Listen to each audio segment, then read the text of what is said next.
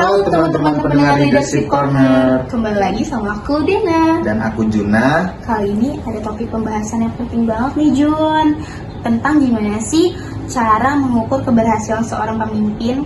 Karena ternyata sukses itu nggak hanya cuman hasil kerjanya aja, tapi juga tentang dampak dan pengaruh yang ditinggalkan. Hari ini kita kedatangan 9 narasumber yang keren, yang bakal ngobrol santai bareng kita. Yuk kenalan. Hai, aku Zahra. Aku Lira. Halo, aku Septi. Aku Dina. Aku Nabila. Hai, aku Sally. Gua Sufi. Hai, aku Ayu. Aku Aulia.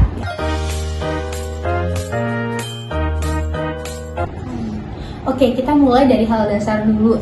Menurut kalian gimana sih terkait pemimpin yang efektif itu? Kalau menurutku pemimpin yang efektif itu bukan cuma yang bisa ngatur tim, tapi yang bisa ngarahin dan bikin semua orang jadi punya semangat yang sama.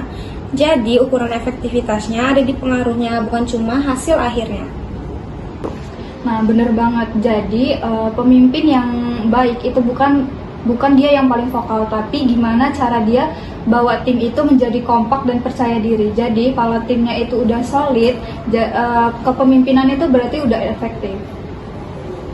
Nah, sekarang bahas soal visi. Banyak pemimpin yang punya visi besar, tapi nggak semua bisa wujudin jadi kenyataan. Itu bagaimana? Yap, bener banget sih. Visi itu emang penting, tapi yang lebih penting itu sebenarnya eksekusinya.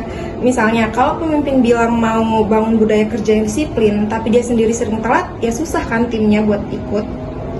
Nah, setuju banget. Jadi pemimpin itu harus bisa jadi contoh untuk visinya sendiri. Kalau misalnya visinya tentang pelayanan, ya dia harus bisa jadi contoh. Kalau dia juga bisa melayani dengan baik. Dari situ, tim juga jadi semangat untuk mencapai visinya. Nah, menarik nih. Jadi dampak kepemimpinan itu juga bisa kelihatan dari budaya kerjanya ya.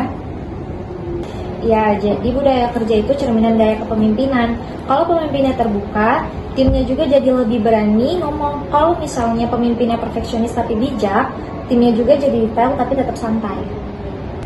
Betul, bahkan setelah pemimpin itu udah nggak di posisi itu lagi, budaya yang dia tanam bakal tetap hidup. Itu tandanya kepemimpinannya berdampak jangka panjang. Nah, kalau soal pengalaman, gimana sih kegagalan buat tumbuh sebagai pemimpin? Menurut aku, kegagalan itu penting sih, karena dari situ kita bisa tahu dan bisa belajar apa yang harus kita perbaiki. Pemimpin yang berani ngaku salah biasanya lebih dapat kepercayaan lebih dari timnya. Setuju.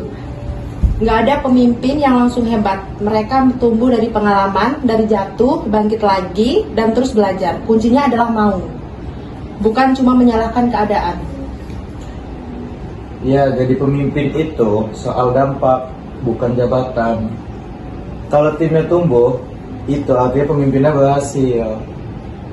Wah, seru banget gak sih Jun obrolan sore ini? Asli dan seru banget. Iya, kita tuh udah ngobrolin mulai dari efektivitas kepemimpinan, penerapan visi, sampai pentingnya belajar dari pengalaman. Jadi nih, kalau misalkan aku boleh simpulin, keberhasilan seorang pemimpin itu bukan diukur dari bagaimana cara ia ngasih ukuran dan targetnya Bener sih. yang dicapai, tapi gimana juga ia mencari inspirasi, membangun budaya positif dan menumbuhkan orang lain. Dan untuk narasumber, terima kasih banget nih udah mau sharing-sharing sama kita hari ini. Dan buat pendengar Leadership Corner, jangan lupa terus belajar, terus berkembang, dan jadilah pemimpin yang menginspirasi. Gua Dena dan Juna pamit undur diri. Sampai jumpa. Bye-bye.